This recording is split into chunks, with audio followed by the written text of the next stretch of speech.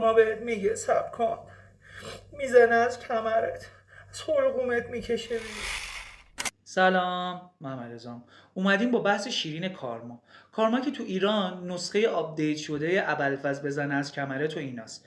ولی اگه بخوایم به خود ریشه اون واژه بپردازیم، اون واژه سوغات هندوها و بودایی است. معنیش چیه؟ میگه آقا ما توی چرخه تناسخ گیر کردیم.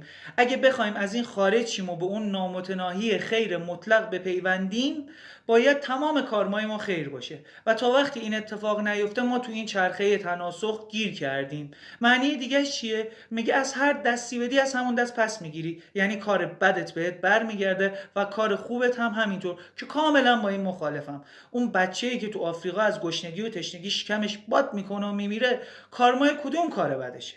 یا اون کسی که با هزار تا کار شر تو خیر و خوشی و عشق و حال زندگی میکنه و اتفاقا خوب میمیره؟ و اینکه اصلا خیر و شر، بد و خوب نسبیه. تویی که میای میگی حشمت به من بد کرد فلان، کارما بزنه از کمرت، این برای تو بد بوده، شاید برای اون حشمت این کار خوب بوده، اصلا راحت شده، نفس کشیده. چرا فکر میکنی اینجوریه؟ چرا فکر میکنی کارمای شمشیر گرفته داره میاد انتقام بگیره؟